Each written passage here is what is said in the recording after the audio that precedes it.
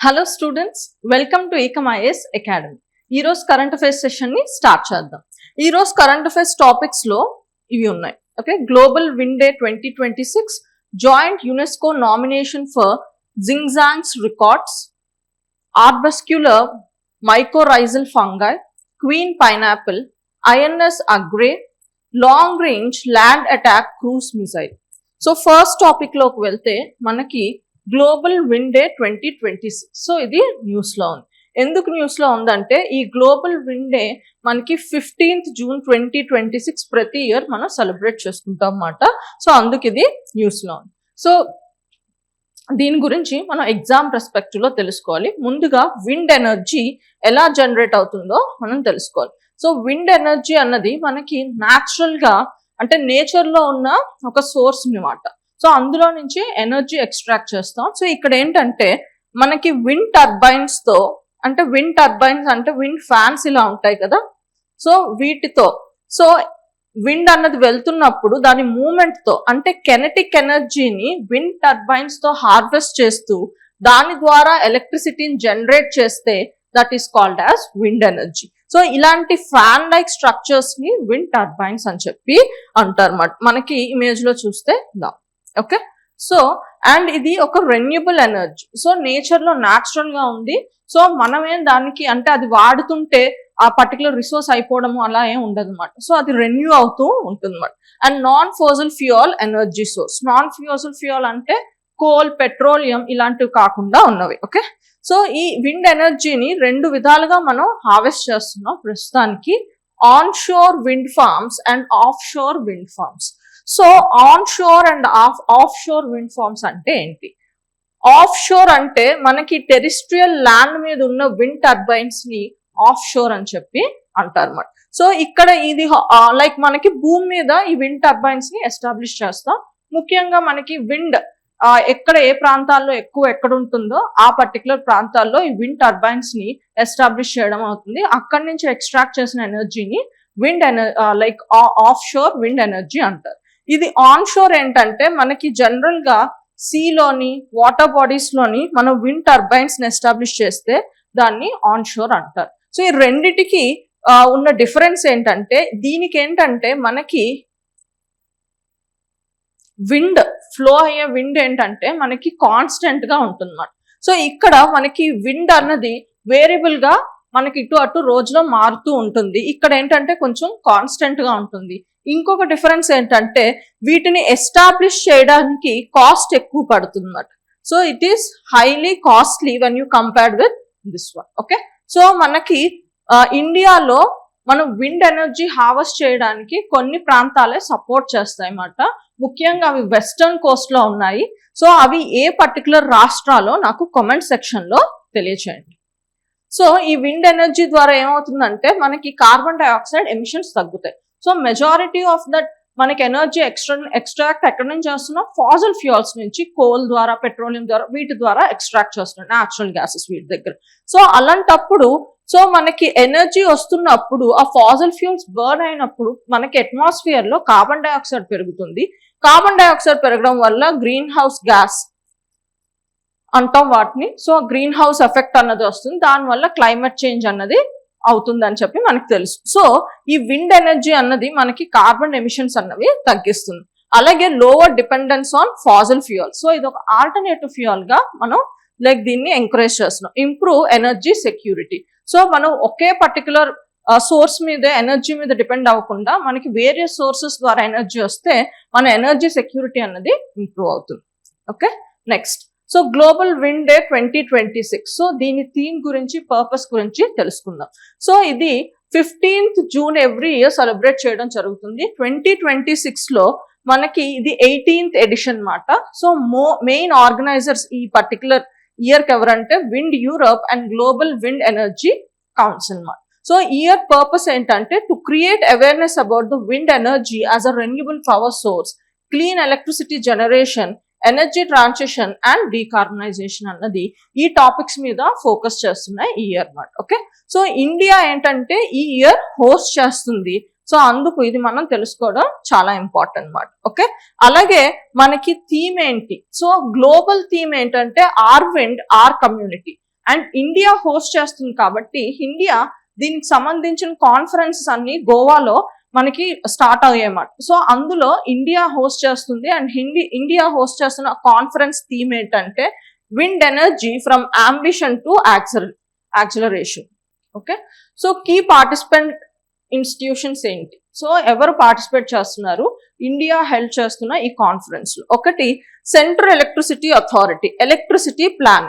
So general గా ఈ central electricity authority పని ఏంటంటే మనకి రెన్యూబుల్ ఎనర్జీని పాలసీ ద్వారా స్ట్రాటజైజ్ చేస్తుంది. అంటే ఎంత రెన్యూబుల్ ఎనర్జీ, మన ఎనర్జీ సెక్యూరిటీకి ఈ పర్టికులర్ రెన్యూబుల్ ఎనర్జీ చాలా ఇంపార్టెంట్ అని చెప్పాను కదా. సో అందులో ఎంత మనం లైక్ రెన్యూబుల్ ఎనర్జీ జనరేట్ చేస్తే మన ఎనర్జీ సోర్స్ సెక్యూర్ గా ఉంటుందో అలాంటి planning aspects, policy planning regarding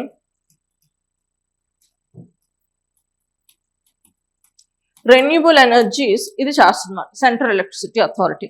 అలాగే solar energy corporation of India. So దీని పని ఏంటంటే రెన్యూబుల్ ఎనర్జీ డిప్లాయ్మెంట్. సో ఇక్కడ మనకి ప్లానింగ్ చేసి, పాలసీ చేసి, స్ట్రాటజీస్ చేసి కొన్ని ఎయిమ్స్ చేస్తుంది కదా, వాటిని ఇంప్లిమెంట్ చేసే పని ఈ solar energy corporation of India. అలాగే Indian renewable energy development agency ఇదేం చేస్తుందంటే ఇవి ప్లాన్ చేసిన వాటికి అండ్ ఇది ఇంప్లిమెంట్ చేస్తున్న వాటికి ఫైనాన్స్ ఇవ్వడం జరుగుతుంది అన్నమాట.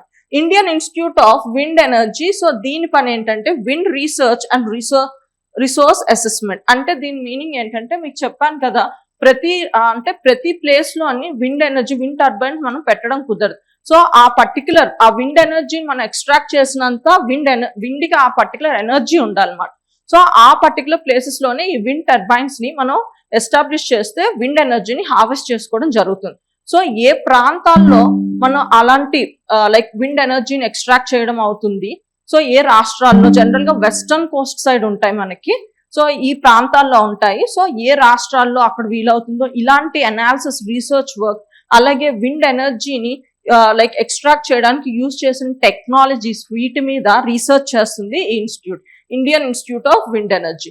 Grid India is grid management. Final గా మనకి ఎక్స్ట్రాక్ట్ అయిన విండ్ ఎనర్జీని నార్మల్ గ్రిడ్ తోని ఎలా ఇంటిగ్రేట్ చేయడము అదంతా చూస్తుంది గ్రిడ్ ఇండియా అన్నమాట.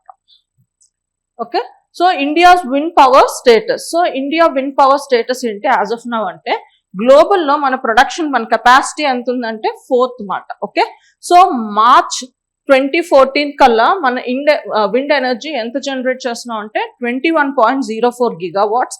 అలాగే మార్చ్ 2026 కల్లా 56.09 గిగావాట్స్ అన్నది అయ్యింది. So additional capacity under implementation ఇంకొక 28 గిగావాట్స్ అన్నది ఉంది మాట. Okay, so global outlook.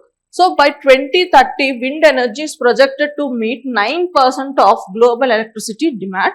Europe లో ఏంటంటే మనకి 2030 కల్లా సో వాళ్ళ కంప్లీట్ ఎనర్జీ ప్రొఫైల్లో విండ్ ఎనర్జీ ఎంత ఉంటుందంటే 24% వరకు ఇంక్రీజ్ అవుతుంది అని చెప్తున్నారు. సో యూరోప్ ఏంటంటే ఎక్కువ ఇన్వెస్ట్ చేస్తుంది ముఖ్యంగా క్లీన్ ఎనర్జీ మీద మాట. Okay,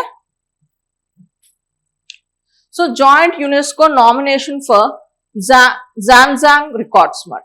okay, so India and China రెండు కలిసి ఏంటంటే యునెస్కో నామినేషన్ కి అప్లై చేస్తున్నాయి. ముఖ్యంగా దేని గురించి? Xuanzang works the great Tang records on the western region మాట. సో ఈ జాంగ్ నే మనం హుయెన్ స్టాంగ్ అని కూడా అంటాం మాట. సో ఇతన్ని మనం ఎర్లీ మిడివల్ ఇండియా ఈ టైంలో అంటే 7th century లాస్ట్ లో అంటే లేట్ ఏన్షియంట్ ఇండియా, హర్షవర్ధన్ ఈ టైం పీరియడ్ లో ఇతను ఇండియా ఫారెన్ ట్రావెలర్ గా విజిట్ చేయడం జరిగింది మాట. సో ఆ డైమెన్షన్ లో మనం ఇతని గురించి తెలుసుకోవాలి. ఓకే, ముఖ్యంగా మన హిస్టరీ డైమెన్షన్. ఓకే, సో ఇతను ఏంటంటే మనకి 7th century లో ఇండియాను విజిట్ చేశారు. ఇతను ఒక Chinese Buddhist monk, scholar and traveller మాట, who visited India and stayed for nearly 19 years and to study Buddhist philosophy. Buddhist ఫిలాసఫీని చదవడానికి ఇండియాలోనే ఉండి ఇండియాలో వివిధ ప్రాంతాల్లో ట్రావెల్ చేయడం జరిగింది. సో మనకి సోర్సెస్ లో ముఖ్యంగా మనం లిటరరీ సోర్సెస్ చదువుతాం కదా, అందులో మనం even indigenous sources, foreign sources అని చదువుతాం. మనకి ఫారెన్ సోర్సెస్ అన్నవి హైలీ రిలయబుల్ అంట. ఎందుకంటే మనకి ఏంటంటే బయట వ్యక్తులు మన సొసైటీని చూసి ఎలా ఉంది, ఏముంది అని చెప్పడం జరుగుతుంది అన్నమాట. సో దానివల్ల ఏంటంటే ఇంటర్నల్ గా మన గురించి మనం రాసుకున్నప్పుడు కొంచెం బయాస్డ్ గా రాసుకోవచ్చు, కానీ బయట వ్యక్తి అలా రాయడానికి స్కోప్ ఉండదు కదా. సో అందుకే మనకి ఫారెన్ లిటరేచర్ అన్నది ముఖ్యంగా హిస్టరీ స్టడీస్ కి ఒక రిలయబుల్ సోర్స్ గా, లిటరరీ సోర్స్ గా కన్సిడర్ చేయడం జరుగుతుంది. అండ్ ముఖ్యంగా ఇతను ఉన్న టైం పీరియడ్ లో అతను రాసిన బుక్కే ఈ the great Tang records on the western regions మాట. 19 ఏళ్ళు ఉండడం వల్ల అతను చాలా విషయాల్ని రాయడం జరిగింది మాట. Okay, he studied at the Nalanda University and later wrote the Great Tang Records on the Western region, which is an important source for understanding early medieval India. Okay, his writings provide valuable information on political conditions on Harshavardhan and other rulers, socio-economic life of the period, Buddhist institutions and religious traditions, geographical features and trade networks across India. So ఆ book రాసినప్పుడు అతను ఇలాంటి information అంతా ఇండియాకి సంబంధించింది provide చేయడం జరిగింది. So అది లేటర్ మనకి మన social economic history of early medieval ఇండియాకి తెలుసుకోవడానికి ఇది ఒక ఇంపార్టెంట్ రిలయబుల్ సోర్స్ గా మారింది. ఉదాహరణకి మనకి హర్షవర్ధన్ టైం పీరియడ్ లో లా అండ్ ఆర్డర్ సిచ్యువేషన్ తెలుసుకోవడానికి ముఖ్యంగా ఇతని హ్యూయెన్స్టాంగ్ వర్క్ అన్నది చాలా హెల్ప్ అయింది. సో అతను ఆ బుక్ లో రాసిన మెన్షన్ ఏం చేశాడంటే హీ వాస్ బీన్ రాబ్డ్ అని చెప్పి,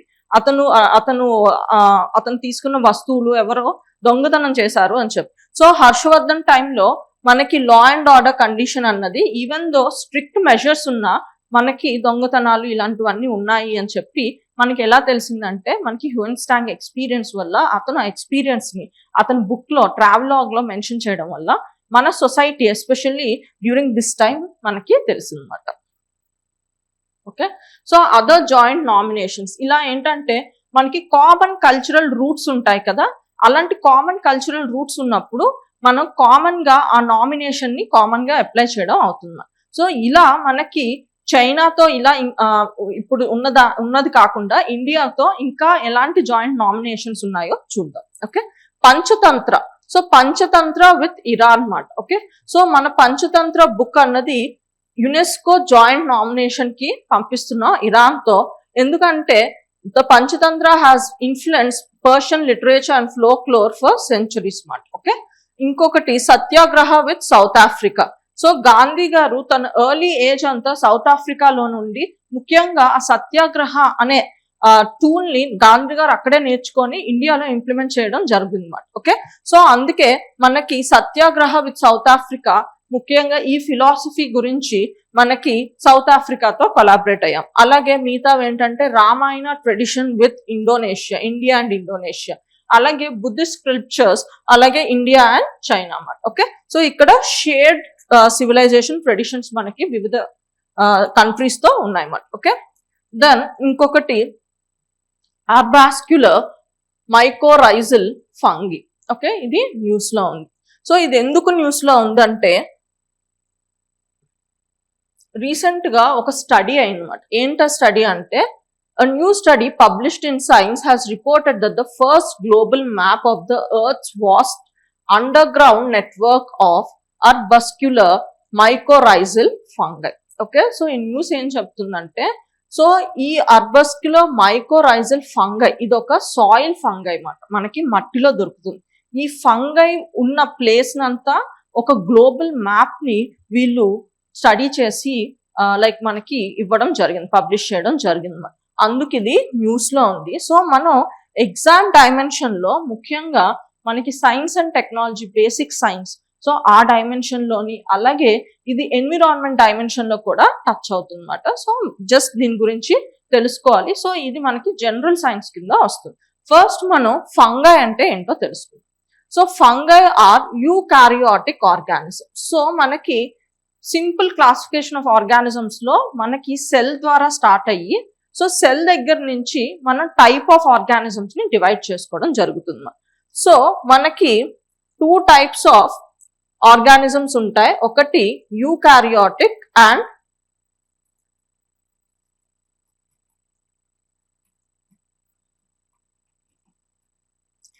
ప్రోకారియోటిక్. సో యూకారియోటిక్ అంటే ట్రూ న్యూక్లియస్ ఉంటుంది అన్నమాట. అంటే ఈ ఆర్గానిజంలో ఉన్న ప్రతి సెల్లో ఏంటంటే మనకి న్యూక్లియర్ మెంబ్రేన్ ఉంటుంది. సో ఒక సెల్ ఉన్నప్పుడు మనకి సెల్ ఆర్గనల్స్ కూడా ఉంటాయి. మనకి సెంట్రల్ గా డిఎన్ఏ అన్నది ఉంటుంది కదా, అది మనకి ఈ న్యూక్లియస్ లో ఉంటుంది. ఆ న్యూక్లియస్ కి ఎన్క్లోజర్డ్ గా ఒక మెంబ్రేన్ ఉంటుంది. సో అలా న్యూక్లియర్ మెంబ్రేన్ ఉన్న సెల్ స్ట్రక్చర్స్ ని, ఆ సెల్స్ ద్వారా తయారైన ఆర్గానిజమ్స్ ని మనం యూకారియోటిక్ సెల్స్ అంటాం. అంటే ఇవి వెల్ డెవలప్డ్ స్ట్రక్చర్స్ ఉంటాయి అన్నమాట. అంటే ఈ న్యూక్లియస్ కి ఏంటంటే ప్రొటెక్టివ్ గా న్యూక్లియర్ మెంబ్రేన్ ఉంటుంది. అలాగే మనకి ఈ సెల్లో ఉన్న మిగతా చిన్న చిన్నవి ఉంటాయి కదా మిగతావి, సో వాటిని సెల్ ఆర్గనల్స్ అంటాం. వాటికి కూడా మెంబ్రేన్ బౌండ్ ఉంటుంది. మెంబ్రేన్ బౌండ్ అంటే ఏంటంటే దానికి ఒక బౌండరీ ఉంటుంది అన్నమాట. దానివల్ల ఒక ప్రొటెక్షన్ వస్తుంది. ఇప్పుడు ఫర్ ఎగ్జాంపుల్ ఇది రూమ్ అని ఎలా చెప్తున్నాం, దీనికి చుట్టూ 4 గోడలు అలా ఉండడం వల్ల మనకి ఏంటంటే ప్రొటెక్షన్ ఎక్కువ ఉంటుంది. అలాగే లేని ఓపెన్ ఎయిర్ లో ఉందంటే ప్రొటెక్షన్ ఎక్కువ ఉండదు కదా.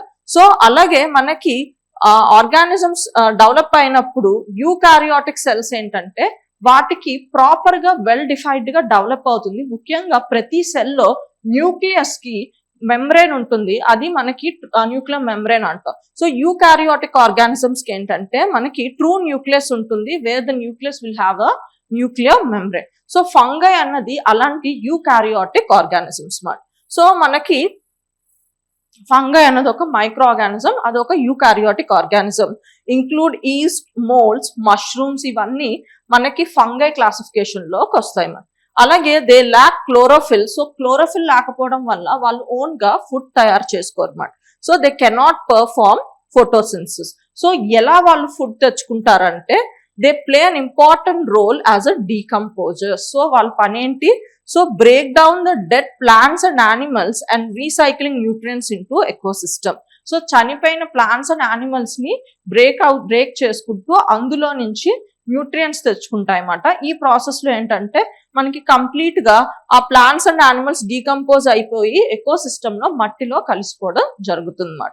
సో ఇవి చాలా ఇంపార్టెంట్ ఎకోలాజికల్ రోల్ ని ప్లే చేస్తున్నాయి అన్నమాట. ఓకే, సో మనకి బయోడైవర్సిటీలో ఆర్ ఎన్విరాన్మెంట్ లో ఇవి చాలా ఇంపార్టెంట్ ఎకలాజికల్ రోల్ ప్లే చేస్తున్నాయి as a decomposers. So decomposers పని ఏంటి, breaking down dead plants and animals and recycling nutrients in the ecosystem. Okay, fungi reproduce through spores.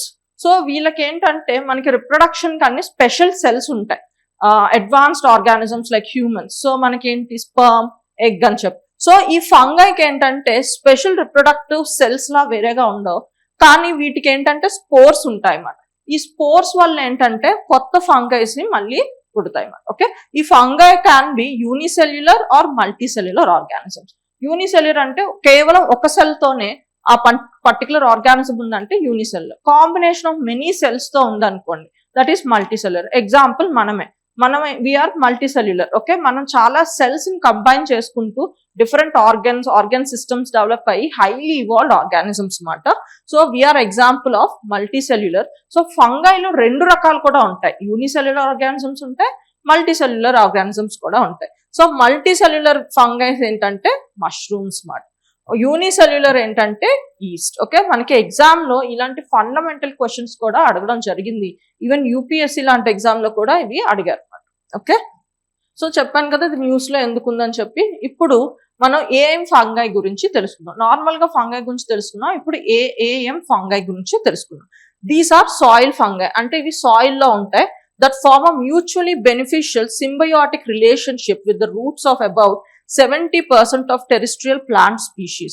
So ఇక్కడ ఏమంటున్నారంటే మనకి భూమి మీద ఉన్న ప్లాంట్స్ లో ఉంటాయి కదా, వాటి రూట్స్ తోని ఈ సాయిల్ లో మనకి ఫంగై ఉంటుంది అన్నమాట. ఓకే, సో ఇవేంటంటే ఆ రూట్స్ కి ఎక్స్టెన్షన్ దారాల్లా ఉంటాయి అన్నమాట. ఓకే, ఎక్స్టెన్షన్ దారాల్లా మనకి ఈ ఫంగై అన్నది ఉండడం జరుగుతుంది.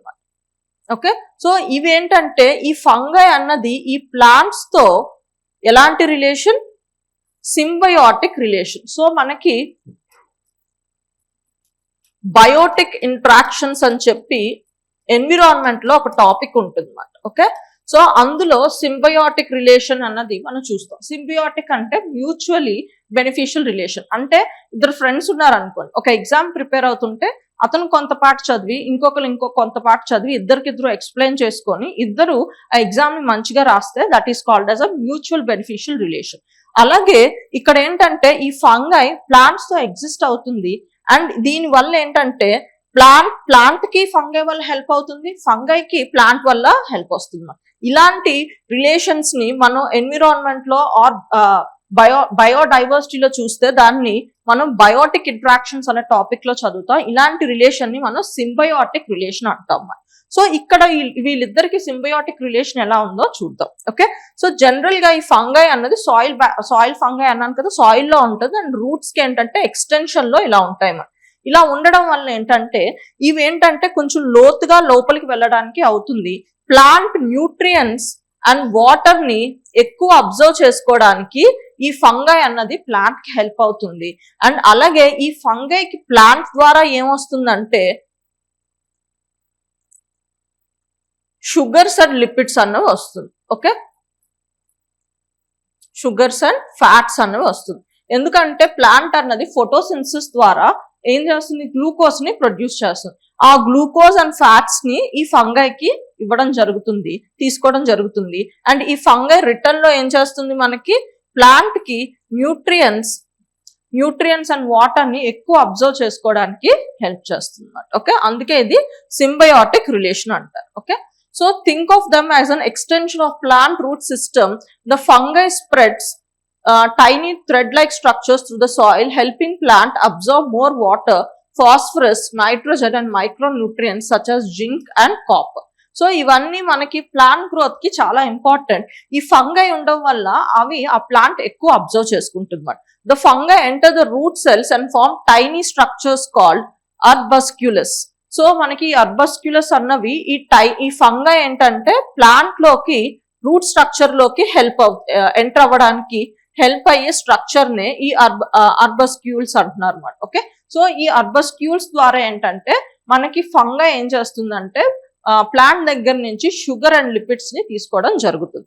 In return the plant gives the fungi food in the form of sugar and fats made during the photosynthesis. Okay, and అలాగే ఈ ఏఎం ఫంగై ఆ టైం ఇది ఆల్రెడీ చదివాం.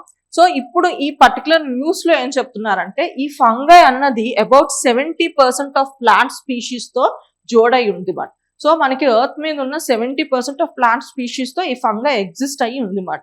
So helping plants absorb nutrients and water. In return, plants share some of the carbon-rich food they produce through photosynthesis. ఈ process వల్ల ఏమవుతుందంటే they lock large amount of carbon in the soil. అంటే ఇప్పుడు మీకేం చెప్పాను, ఇవి సాయిల్లో ఉంటుంది ఫంగై అన్నది.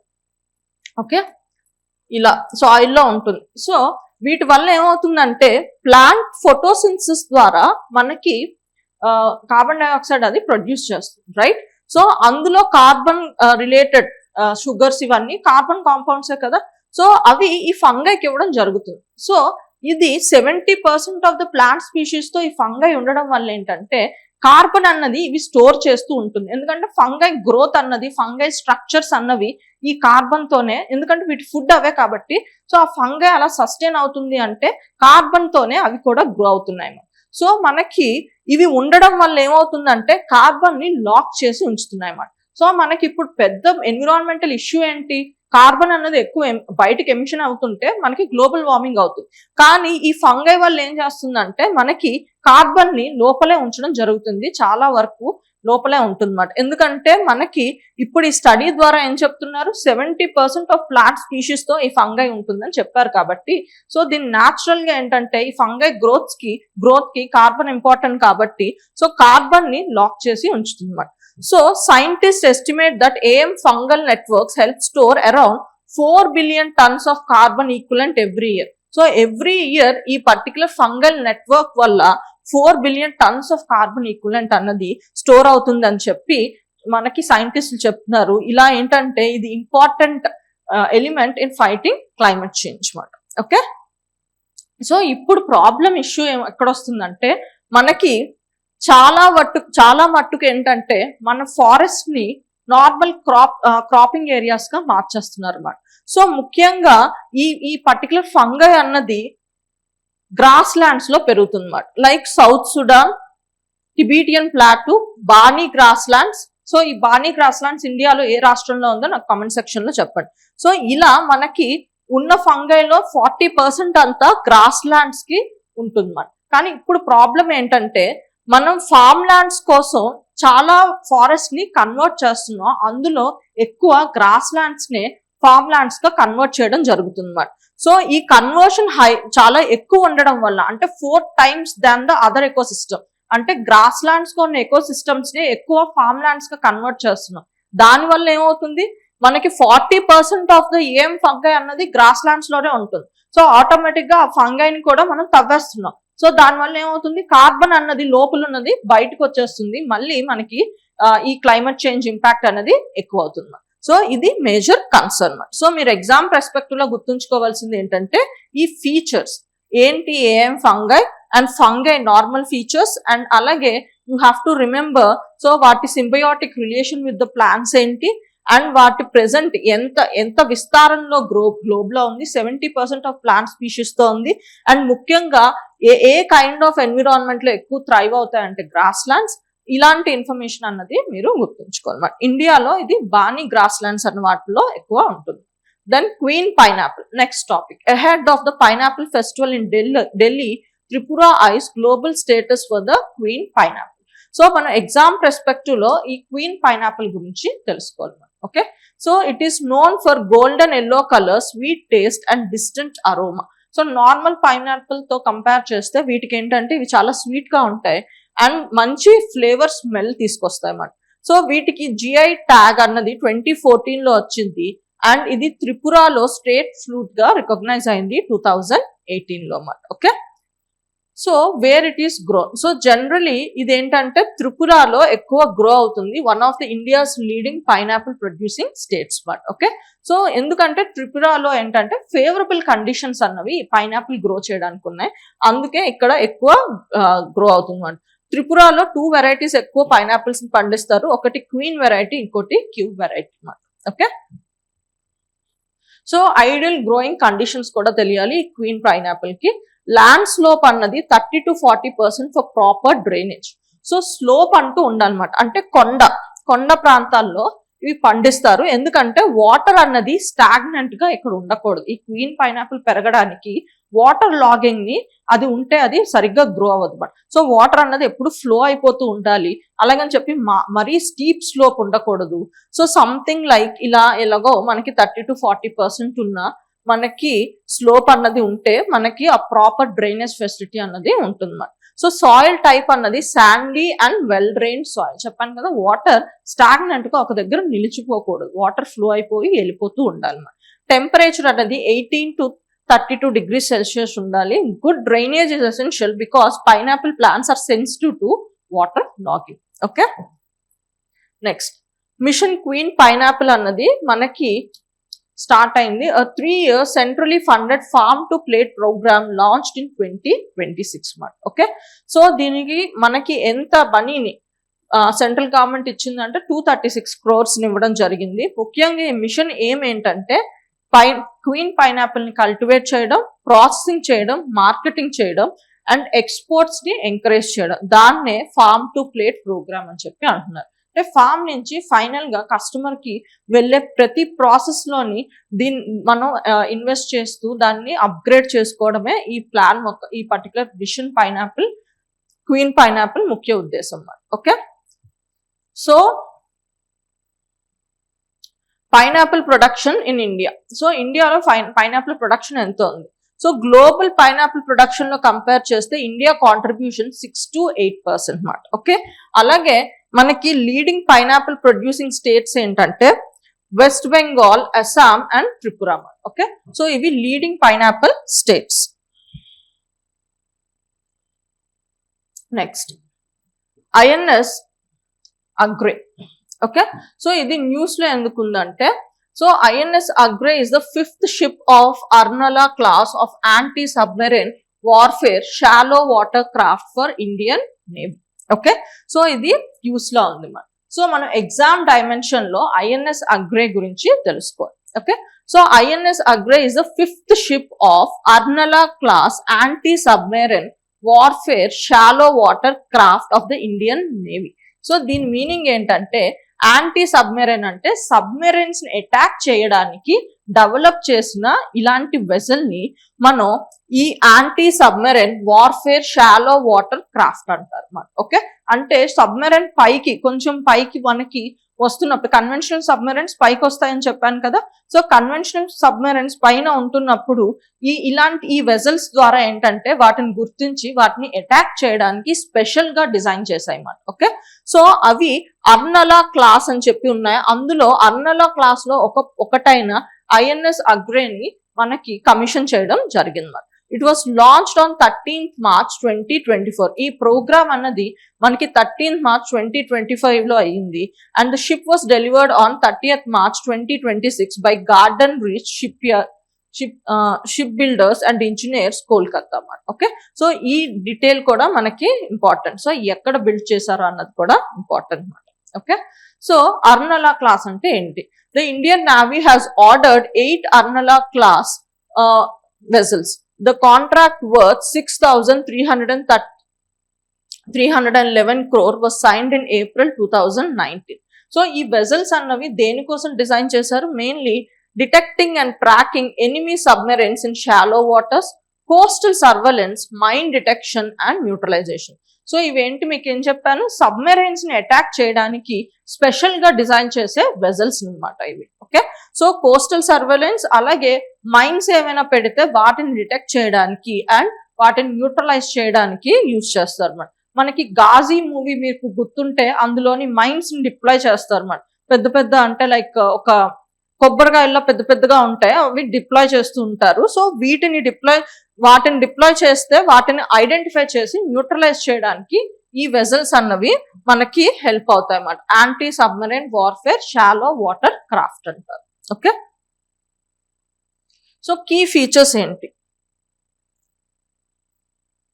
80% అన్నది ఇండిజినియస్ కంటెంట్ అన్నమాట. ఓకే, అందుకే ఇది కోల్కతాలో అక్కడ మ్యానుఫ్యాక్చర్ చేయడం జరిగింది. అండ్ ముఖ్యంగా ఈ వెసల్స్ లో ప్రొపల్షన్ కోసం అంటే ఇంజన్ లో ఏ టెక్నాలజీతో అది ముందుకెళ్తుందంటే water jet propulsion. Water jet propulsion అంటే ఏంటి? వాటర్ జెట్ ప్రొపల్షన్ ఏంటంటే మనకి వెనక ఒక పర్టికులర్ ట్యూబ్ లో నుంచి వాటర్ అన్నది ఫోర్స్ఫుల్ గా ఎంటర్ చేస్తారు అన్నమాట. సో ఆ ఫోర్స్ఫుల్ గా ఎంటర్ చేస్తూ ఆ ఇంజన్ ని రన్ చేయడం వల్ల ఏమవుతుందంటే ఆ వాటర్ వెనక్కి ఫోర్స్ఫుల్ గా వెళ్ళిపోయినప్పుడు ఆ వెసల్ అన్నది ఆ షిప్ అన్నది ఫోర్స్ గా ముందుకు వెళ్ళడం జరుగుతుంది. దీన్నే వాటర్ జెట్ ప్రొపల్షన్ అంటారు అన్నమాట. సో చూద్దాం. Water is sucked in through and intake opening beneath the ship. An internal pump rapidly accelerates the water. The water is forced out through a nozzle at the rear end. As the water is expelled backward at the high speed, the ship moves forward. Newton third law. Okay, every action has equal and opposite reaction alama. Okay, so water manaki lopal teeskoni, so a water lopalki enter avutundi, a water forceful ga elli ఇంకొక nozzle నుంచి బయటకు వెళ్తున్నప్పుడు so మనకి ఏంటంటే water వెనక్కి వెళ్ళిపోతుంది, ఈ particular vessel అన్నది ముందుకు వెళ్ళడం జరుగుతుంది. ఓకే, సో దీన్నే వాటర్ జెట్ ప్రొపల్షన్ అని చెప్పి అంటారు. ఓకే, సో ఈ వాటర్ జెట్ ప్రొపల్షన్ వల్ల మనం అచీవ్ చేస్తాం? బెటర్ మాన్యూరబిలిటీ అంటే ఈజీగా టర్న్స్ చేయగలరు, ఈజీగా షార్ప్ టర్న్స్ అన్నవి ఈజీగా వెజల్ అన్నది చేయగలరు. అలాగే lower under water noise, so noise అన్నది తక్కువ చేస్తుంది. Okay, and improved performance in shallow waters. Okay, weapons and sensors. So వీటికి వెపన్స్ అండ్ సెన్సార్స్ ఎందుకంటే ఇవి లైక్ సబ్మెరైన్స్ కూడా లాంచ్ చేస్తాయి కదా, వెపన్స్, టార్పిడోస్ అని, సెన్సార్స్ అని మనం గాజీ మూవీలో చూస్తాం. సో వాటిని న్యూట్రలైజ్ చేయడానికి కూడా వీటి దగ్గర కూడా వెపన్స్ ఉండాలి కదా, ఎందుకంటే ఇవి సబ్మెరైన్స్ అటాక్ చేయడానికి డెవలప్ చేశారు. సో వీటికి వెపన్స్ ఉండాలి. సో వాటి కోసం ఏంటంటే మనకి ఈ ఐఎన్ఎస్ అగ్రే అన్నది hull mounted sonar to detect submarines. So మనకి ఎర్త్ మీద మనం మిజైల్స్ గురించి, ఆర్మీ గురించి చదువుతున్నప్పుడు, మిజైల్స్ వీటి గురించి చదువుతున్నప్పుడు మనం డిటెక్ట్ చేయడానికి రేడార్ అనే డివైస్ ని యూజ్ చేస్తాం. అది రేడియో వేవ్స్ వల్ల ద్వారా మనకి ఎలాంటి లైక్ వెపన్స్ ఉన్నాయి, ఎలాంటి కైండ్ ఆఫ్ ఎయిర్ క్రాఫ్ట్స్ వస్తున్నాయి, వాటి స్పీడ్ ఏంటో తెలుసుకోవడానికి యూజ్ చేస్తాం.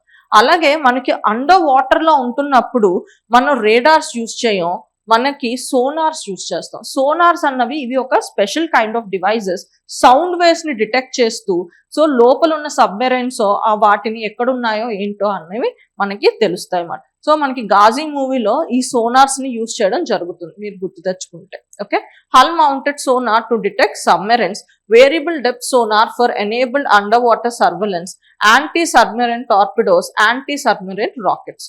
సో మనకి ఇవి డిఫరెంట్ కైండ్ ఆఫ్ వెపన్స్ మాట. ఓకే, టార్పిడోస్ కొన్ని అండ్ రాకెట్స్ కొన్ని మాట. అంటే ఇవి సంథింగ్ లైక్ బ్యాలిస్టిక్ మిసైల్స్ మాట. ఓకే, సో డైమెన్షన్స్ ఏంటి మనకి ఈ ఐఎన్ఎస్ అగ్రేది, లెంత్ అన్నది 77 meters, డిస్ప్లేస్మెంట్ అంటే మీకు చెప్పాను కదా, జనరల్ గా సబ్మెరైన్స్ ఇలాంటి వాటి ఏంటంటే మనకి ఎంత బరువు, వాటి బరువును ఎలా కొలుస్తారు అంటే ఎంత వాటర్ ని చెదరగొడుతుందో దాన్ని బట్టి తెలుస్తుంది అని చెప్పి. సో దీని బరువు ఏంటి మనకి 900 tons, 900 tons ఆఫ్ వాటర్ ని డిస్ప్లేస్ చేయగలదు మనం.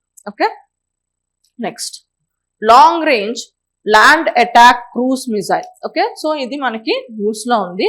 On 15 June 2026 DRDO successfully flight tested the long-range land attack cruise missile from Dr. APJ Abdul Kalam Island.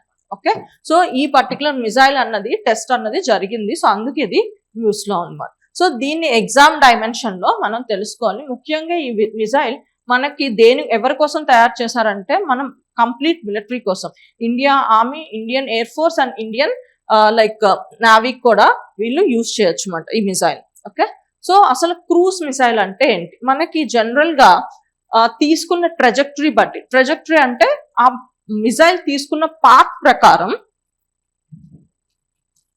Path in flight అంటే మూమెంట్ లో తీసుకున్న ఈ పాత్ ప్రకారం మనకి 2 రకాల మిసైల్స్ ఉంటాయి. ఒకటి బ్యాలిస్టిక్ మిసైల్, ఇంకొకటి క్రూజ్ మిసైల్. బ్యాలిస్టిక్ మిసైల్ అంటే ప్రిడిక్టెడ్ పాత్ ఉంటుంది.